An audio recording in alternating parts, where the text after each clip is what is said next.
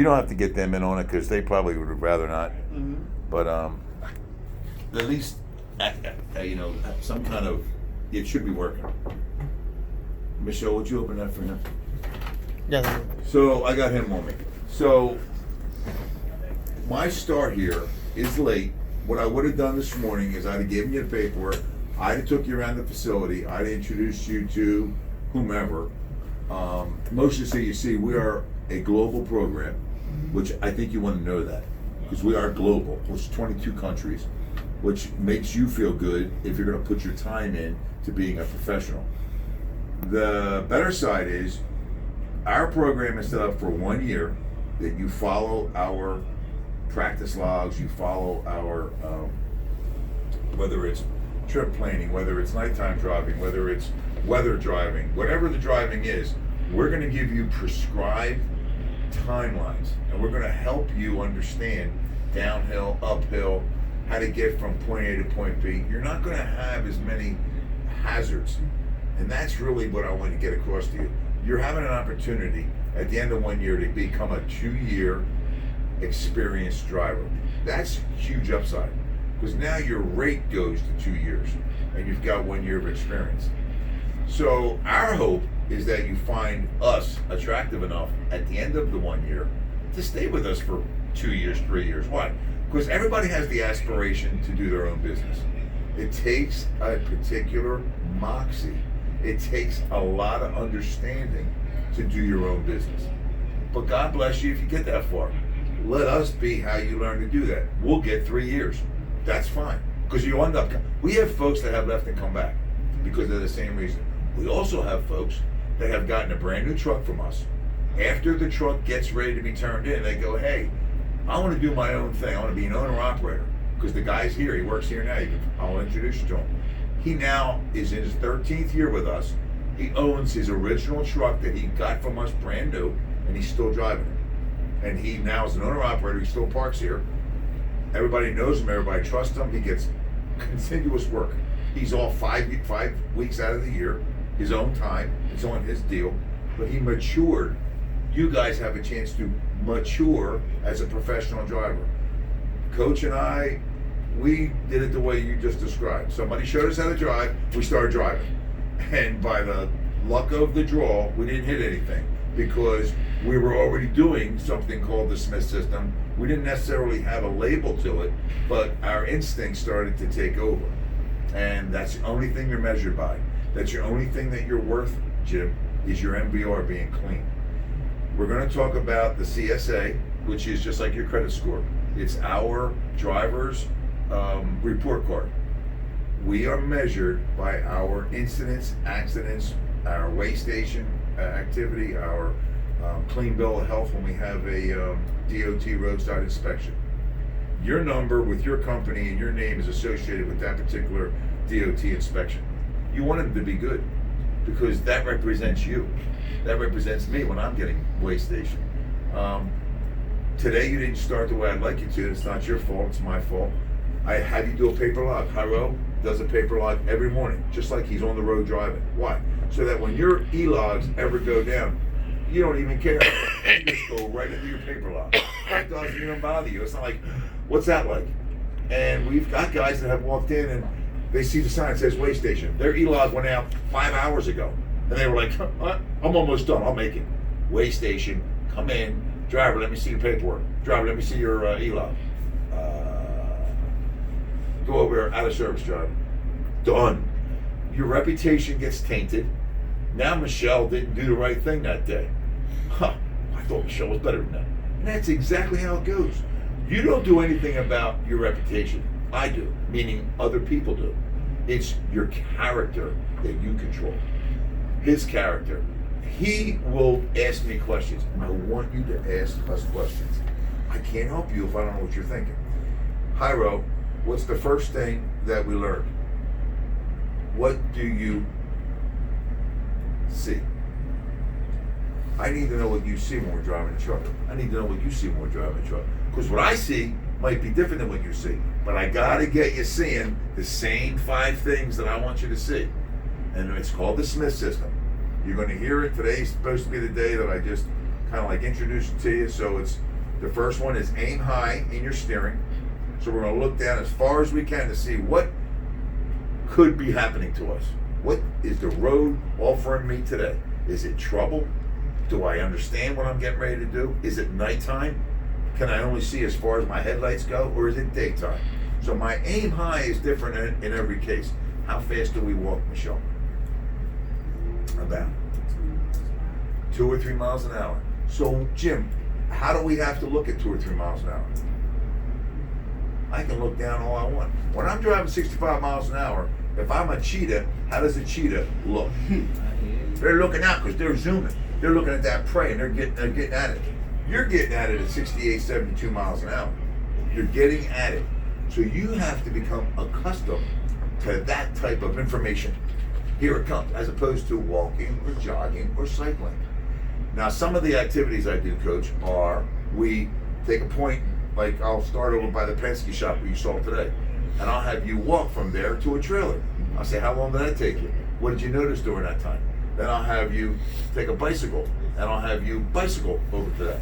Then I'll say to you, come on, get in the pickup truck, let me drive over there at 30 miles an hour. Those 3 different rates of speed, you see things differently. And there's things you don't see because you don't have time to see them. That's a very small picture of a short distance. When we're on the road, there's overpasses, which now are dangerous for us because of the crazy people. They're throwing things at us. We got drivers who won't go, not we don't, well, I'm sure we do have some drivers who won't go into Chicago. And I always delivered in Chicago 10 years ago. I delivered concrete abutments on flatbed. I don't know if I want to go to Chicago today. I don't think it's that safe. So, you're going to make approximately $750 a week doing this, where we are teaching you. Then you're going to move up to, you're going to be at $1,000 a week. And I bring up money right now because you're not here because you like me. You're not here because you like me. You're here for the money. I'm here for the money. So we be upfront with that from the get. Because don't like him, though. yeah, well, I like him. He makes me laugh. Is that what you said? I definitely don't like him. Oh, you definitely like him. But my point, I guess, Thank you, is James. none of us get up in the morning to do any of the fussing that is necessary for our lives outside of what we want to do. I want to be home with my family. You want to be with your furry friend. I think you said furry. I don't know what you love, Jim, but nobody loves working unless you love what you do for work. Now, don't get me wrong. I've said to Hyro many times, even this morning, we were out at 5 a.m. driving the truck. I said, I love driving Hyro. Because I want him to know I do. Because I mean it. Because if you don't love it, it's going to be bad. Because those people do not give up. They don't stay home and go, oh, Michelle's driving today. I'll stay home and stay out of her way. Jim's driving today. I'm going to stay out of his way. Oh, I know Jim's good at shifting, so I'm going to make sure I stay out of his way. Ain't happening. You're going to get that big hill and you're going to have 42,000 pounds and you got to shift that truck. Because we have manuals. You go up to Reading, you got all the automatics you want. We'll have all the automatics you want by about another year or so. But it's okay. They're getting rid of all the manuals? Huh? They're getting rid of all the manuals here? Well, you know, I hope I get them. Hyro would like to drive automatic or drive manual. But I he's wanna got drive manual. I learned it. I automatic. want to use it. You know, I can't help it. I learned nothing but, I mean, my clutch came out of the floor. I mean, it was like a pedal thing. My grandfather at 14 taught me how to drive a milk truck. At 14 in Philadelphia. So this morning I was real tight to a trailer. The coach was like, time out, wait a minute. I'm happy that close to stuff. But you can never be that happy that close to stuff. What I'm saying is I don't get nervous that close to stuff. Because I learned driving in the city. So it's a different learning. York, PA is beautiful. And I drove many a flatbedding, many an aerial lift equipment and roads that I was like, wow, I hope I can be on this road. But there was no other way to get in there. Because we show you the Atlas, we show you Google Satellite. I want you to see where you're going. We just did a little bit of trip planning with Hey Road today. Now you're telling them the right way to say your name. You've been letting me say the wrong way? Great guy, great. You guys, Sounds like this. one of the reasons why it works, Jim, is because you're getting personal touch. I'm going to get to know you, you're going to get to know me. I need that, you need that. I want your vulnerabilities to come out with me in the truck. Because eventually it's going to be just you. And you're going to be holding on that steering wheel on your first trip like, I got this. I know I got this. And then the second trip, you won't be as tight. And the third trip. And by about the 12th trip, you'll be feeling it. But I'm here to tell you, it's 1,000 miles, then it's 10,000, then it's 50,000, then it's 100,000. By 100,000 miles, Michelle, Jim, and Hyro are different drivers. You got that CDL. You got the ticket to the dance, but you don't know nothing. That's what we're doing. We're going to make the best we can out of you. It's 8 weeks is all I get you. I get you by 5. Then you start like doing 40 hours jockeying. If you're good enough, and if you're good enough, you'll do shuttles from here to Georgia, meaning up to where these guys are from. These guys are both hanging out in Reading, but they're with us today because you guys came today, which they're happy to be here. But the truth is, that'll be a pretty, for you to go from here to 41, to Route 10, to 176, to 422, to 222, to Park Drive, drop the trailer, wait for them to unload you, and come back. Your first few weeks, that'll be plenty. And I won't even have you on 10. I'll have you going 202 to Route 1 to Turnpike and over until we do 10 together. He's already seen 10. It's going to be interesting. He's still not sure how to handle his downhills. He will. Right now, he's engine brake happy, we call him. You will be too. You're going to be in a stick shift. Both of you, that's right, both of you are going to be in a stick shift. It's a different kind of engine brake, a different kind of gear shifting selection. Coach will take care of him, learning when to downshift, when to upshift. I love shifting. I love the whole thing because I'm in it. When you're manually shifting, you're in the drive. Coach and I have also learned to appreciate automatics because you get to eat. Yeah, it's a lot simpler, you know. Now today I learned you got to air the thing up or it doesn't go into gear. I didn't even know because I don't drive that many automatics, but I learned that one today. I thought we were broke down. So Smith System, Jim, Michelle, is our big thing here with this apprenticeship. Because like I said about the vaccine and the pandemic, we need, if it's not a conspiracy theory, we need a vaccine. I like to say that because I don't know what's going on, guys. We need 5 years to find out what just happened. I really don't know what just happened this past 2020. 2020 is going to be interesting when they finally look back at it 5 years from now. If the vaccine's real, which most vaccines, if you tell me it's a vaccine, I'm going to believe it. It's just like the Smith system. You need the vaccine to get the antigens in you so that your immune system can learn how to create antibodies. You need the Smith system to go along with your CDL so that you learn how to go down the road without crashing.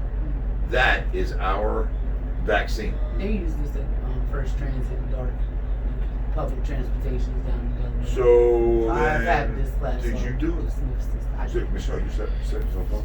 I said Put you in the truck and we'll have you do a commentary on Smith system. commentary. See what I'm saying? So no, I can answer the questions to all the test questions. So can everybody else. I need you to take the vaccine, to let it get in you, and start to breathe it. Start to become it.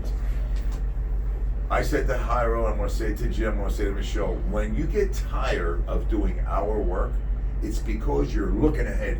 You're getting the big picture. Your eyes are moving. You're making yourself an out. You're letting people hear you all day for 11 hours.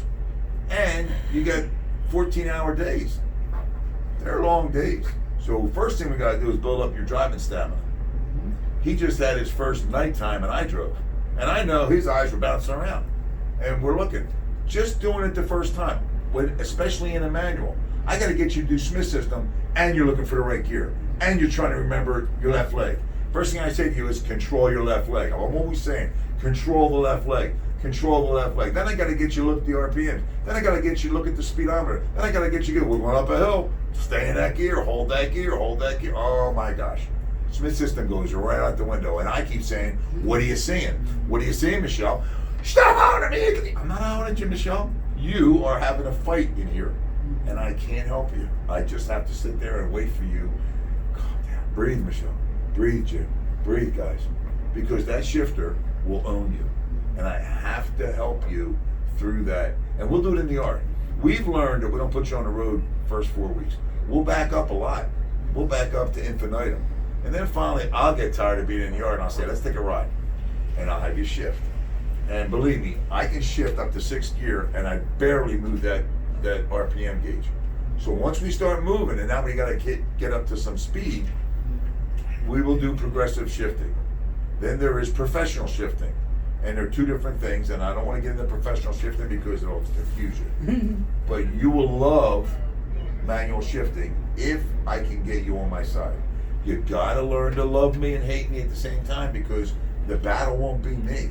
Because I'll show you how I shift, and I purposely use a finger to put it in gear. I use a finger to pull it back. I use this finger to push it up in the next gear. And you're like, and you're over there, and I'm going, it doesn't work that way. It's easy.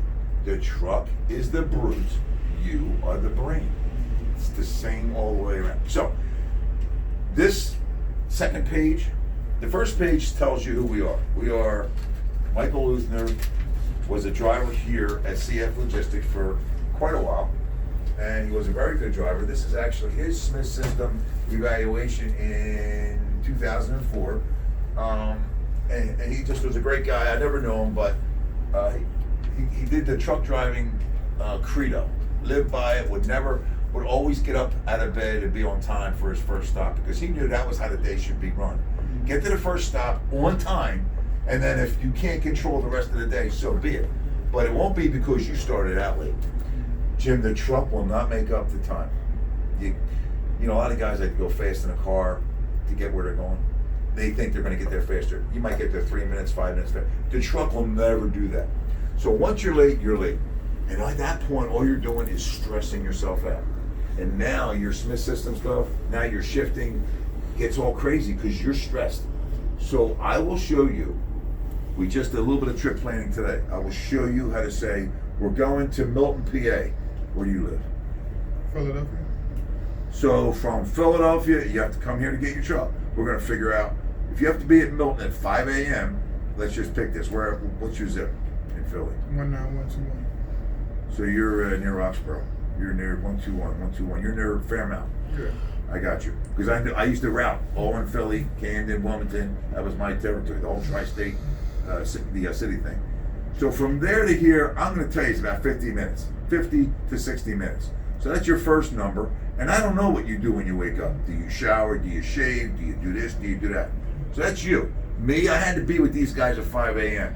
From here to them is an hour and 45. So that's my traveling. That's my first number that drives my logbook, or that drives my ETA to get in my truck. So for him, from Philly, it's, let's just say, an hour. For you, from Wilmington, it's 28 minutes. 30. We always do the 15, 30, 45, or an hour. So it's easier. It works the odds easier. 15, 30, 45, or an hour. For you, it's 60. For you, it's 30. So I got to be in Milton, PA. I'm just picking a place. We just did it. That's why. I know from here it's about 135 miles from this spot. I know if I average 50 miles an hour, that's about 2.5 hours. That, to be safe, because key number 4 says give me a little cushion, I'll add 15 minutes to that. I know from here to Milton, it's 2 hours and 2.75 hours. I got to do a pre-trip. How long do they take, give or take? 10? Okay. I'm going to tell you. Well, you 15. understand we don't. Okay. That's okay. We're going to show you a pre-trip. You got to do a pre-trip. You got to make yourself know that you check the oil, you check the fluids, and the breakdown won't be because of something that you just shortcutted. Shortcutting means you're allowing yourself to have the easy, you could have fixed that. Yo, Ed, you didn't see that? Yo, Michelle, you didn't see that? Yo, Jim, you didn't see that? I didn't do my pre-trip today. Okay. That's a first step. Drivers don't like to accept the blame. It wasn't my fault. Well, today we got cameras. Not on you, not on me, because we don't play that. We don't figure it's worth having the driver with us if we have to have a camera on. And I know a lot of companies do. And that's fine. You can go work there. I wouldn't be able to handle that. But we do help you help us by having the camera out front of you. So we will know that somebody cut you off and you hit the hard brake as best you could, because a hard brake will register to us. We know when you hit a hard brake. We know when you made a turn and the truck went up on the curb, because it'll send it. I don't even know what that is, but we get that. But you want that too. You want to be better than that. I try to show Jairo that pinching a tire with 40,000 pounds probably gonna blow out the tire, and then you gotta stop. We don't want to stop because then we lose money. If you ain't rolling those wheels, you ain't making money, or you ain't getting home. Two things. Everybody wants to get the money, and everybody wants to get home. Here, you got a good opportunity not to be out long and still make some decent money, real decent money. Where they are, most of their guys are home every night. Not every night, but a lot of them are home every night. Here, you're home every 2 nights easily. You definitely be home. You definitely be out. You guys being new, you'll be heading out Saturday nights and Sunday nights, just like everybody else who's new. They start out in the weekend, so you'll probably be off Friday morning into Saturday, or Saturday morning into Sunday night, in the beginning. But you should be no problem. You're bouncing back home 30 minutes. You'll be back home. You might decide, you know what, I'm tired. I'll sleep in the truck, in the parking lot, and roll first thing in the morning, because it's an hour and an hour. So you might decide for your 10-hour reset, you'll do it in your sleeper. That's your apartment. I will show him, or Mike will show him, where you drive the truck, where you sit right there, that's the only area that might get dirty, and at the end of the day, it gets swept out or aired out. The rest of that is my place. I'm wearing my bare feet in there, because that's how clean I keep that when I was in the truck. That was my apartment. I lived in it. I had a refrigerator, I put a microwave, TV, my Netflix, whatever. I'm ready. And I always knew what I was watching that night. I had my night figured out. These trucks, since they're company trucks, or is that only when you own or operate? I'm sorry. Yeah, you put TVs and stuff in the You trucks. do whatever you want. Well, like this is a company It's yours, truck. yeah. Oh, I mean, it has a camera on the. I will have a Michelle after Michelle's in the dispatch board, and if I needed to, I would use your truck. But it don't happen a lot. I don't use just anybody's truck. If you're really particular about your truck and you're keeping it clean, I stay away from your truck. But most people aren't that particular, and they don't care if I'm in their truck, because I don't mess it up. We do the Boy Scout thing, Girl Scout thing, make it better than when you found it. And I asked you, did you take the trash out of here today? Did you grab those couple of things of trash I saw on the floor in the truck today? Yeah. Yeah. Because he already knows. Because that's what we do in this apprenticeship. The things that him and I had to learn the hard way is in this apprenticeship. All of them. So let's look at the page. This page here, right page. Yes, that one. Oh, there I go, Coach, the nutty professor. So this page I'm going to run through. Thank you, Mike. Jim. Sorry, guys. I just turned 65. I just signed up for Medicare, and I won't forget your name. Ask Cairo. When I get very excited, I forgot his name for like 3 hours. Yeah. So, but don't mind me. Just go along with it. So, right here, no matter how good the school is that you were attending, you're not prepared to enter the industry. Let me explain. You're being trained to gain the knowledge and skills necessary to successfully pass the CDO exam. We can thank him. That's what he's been doing for the last 10 years. 4,000 people he's taught how to get their CDO. Now, we got to get you to where you are proficient. You are safe. You are making money. You are a transportation professional. You're not a driver. Drivers hold onto the steering wheel and go, "Oh my God, I don't know," and that's where they're driving now. You've seen them. I'm not making this up. You've seen them. They're all over. I told him, when you're driving down the road, you're in the middle of the lane. You should have the same amount of tires on this side of the road. It's not like this. I tell my wife, I tell anybody I love, you see a truck going down the road like it, get away from them. They're tired. A solid driver is down the road like this. If they want to be to the left, it's because they're being to the left because they got something on the right that they don't want to have the truck getting there. He knows what I'm talking about. If you don't have a shoulder, I stay by my double lines. I don't cross them. If you see a driver where their tandems, their rear trailer tandems, are going on the other lane when they're making a turn, they're not a good driver. They're cutting the corner. Whenever you're making a turn in an intersection, you should be going deep. He already gets it.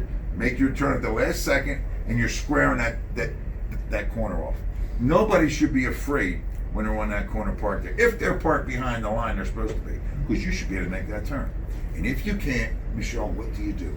Stop. I love this person. Because I can't get newbies to stop. They don't think that's an action. Stopping is an action. It is a darn good action. And I need you to understand that. If it ain't going good, I can't help you after you hit them. I can try to grab the brakes and pull them and make you stop. But I need you to see, I'm looking in my fender mirrors. My tandem's are getting ready to drive over that person's hood. Hit my brake. You can't be afraid to do that. I need you to be courageous enough to stop. Getting out and looking is my other little pet peeve. We're going to lose calories getting out and looking. I've been driving long enough. I had to do a little bit of a blind side this morning. I got out 3 times. I got out 1 time because Coach kind of like kept waving his arm. But I loved it because no, you know what? No, you know what? And I'm glad he did it because I was being me, and I don't need to be me. I need to be an example, and you need to be an example to the guys and gals that are not doing it right. That's what this apprenticeship is about. Once you learn something the way we show you, if you don't want to do it that way, you, Michelle, you, Jim, me, Anthony, I decided to shortcut. If something goes bad, just be ready to say, I didn't do the pre-trip. I didn't make the turn right. Because that's the truth. It ain't somebody else's fault. You didn't feel like being an A-team player. You felt like being mediocre. And we all do it. I'm not saying I don't do it either. This morning, Coach was like, what are you doing? I'm like, oh, being mediocre. Stop doing it. So he was being my Jiminy Cricket. I needed that. 40-some years of driving. I still need to be told, yo, whoa, take it easy, buddy. It's okay. So, don't you think it's okay if we get out and look? So, from here on out, I know, even him, his first week, he was jumping out of the truck like I almost had to tell him, okay, dude, stop. Even I'm getting tired of watching you guys truck. As soon as I got 2 guys that had 6 months in, and they had never been trained before, but they were good drivers. They wanted to come with it. They would not get out. When it was time to back up, they never got out once. I'm like, what are you guys doing? What do you mean? I'm pretty cool. Look at me. I'm back in the truck. Wait a minute. Everybody, when you get those driving courage, guts, whatever you call it, I don't know. Like I had this morning, I wasn't even thinking. I wasn't even thinking that I was having a student with me or another instructor. I was throwing the truck in the hole. I think because honestly, like the reason why I don't get out as much is because in school you really only got out when you got to the cooms. Like make sure your bumper don't go past whatever barrier they set up. That's like for alley docking. If you're backing in, you get out, check your space to make sure you don't go past the cones. So if you go past the cones, you fail. You got yours. They don't really tell right? you to. Michelle, you got yours right. Where's Yeah. mine? Mm-hmm. You got what I'm talking about, the license. Mm-hmm. Mine is beautiful. It's got zeros on it. It's got zeros on it. Now, if I had an incident this morning with what Coach was getting me to slow down about, it wouldn't even have been on the DOT thing. But I didn't know it, and he didn't know it, and so would Hyro. But I scratched something. You're going to know it too. You're going to scratch stuff. Whether you say you scratched it or not, it's up to you. But if you don't own up to what you're doing, it'll become an accident. They are incidents when you scratch things. When you slam and jam and have an incident that becomes somebody gets hurt, there's 3 things that cause you to pee in the bottle. A fatality at the accident, somebody's getting towed from the accident, or somebody needs medical treatment at the accident. You, the truck driver, are going to have to do a drug test. They always think it's us. Could have been. Because fatigue will not make you have good judgment. Coach just talked about something at lunch. He said, I was at a job one time, just got back from how many states, 3 days of driving, got in, and they said, hey, we need you to go to Philadelphia. He said, I can't go to Philadelphia, I'm beat. They said, you got to go. Now, there are companies that will do that to you. I don't know if the ones you were going to go to. Huh? Is that what they call forced dispatch? Forced dispatch. Force people to go? But you have 2 things in driving that are on your side that you can call. It's called a whistleblower if you wanted to go that way. But the Department of Transportation protects us. That's why the regulations came upon us. Because executives in transportation companies have a profit margin that they want to maintain. They need us to drive that freight down the road. That's how they get paid. You got 2 things, fatigue or safety. If the truck ain't safe, if your equipment ain't safe, if any of the things that would come underneath the category of safe, you can say, I cannot take this load, it's not safe. That's one. I'm not saying that's going to work, I'm just saying you can say that. The other one is, I just got done driving X amount of miles, I need 10 hours. Oh, you're good, just run to Philly for me, come back. Coach went down the road because he didn't want to lose his job, pulled over because he knew he wasn't able to make that run. They fired him for pulling over, but he pulled over because he knew he wasn't. They knew he was not safe. He knew he was not safe. They didn't care. I just asked that question earlier. Can you be penalized for like making a judgment call? Basically, like if you say I'm tired, I need to pull over. He said as long as you make your time. then it should be fine. You said that, Ed? Yeah. What'd you ask him? So earlier we were discussing, not necessarily for dispatch, but like you make a judgment call, like say you're tired and you're like, I really need to pull this truck over, even though it has to be to Florida by whatever time. I'm tired. I need to pull over. Would there be a penalty, or would you get in trouble for stopping the truck? You're at a very good program. Mm.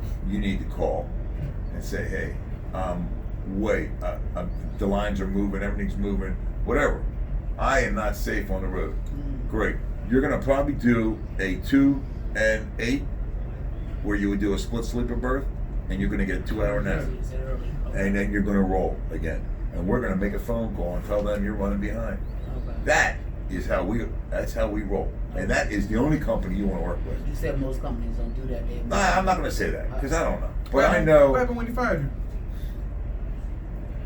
The thing is, I was in the union, okay? So I could have fought and got my job back, but they'd have made my life a living hell till I finally decided to quit or do whatever. So I took my union rep out in the hallway. I said, excuse us for a minute, I'm gonna go talk to him. I told him, I said, you go back in there and people that I will leave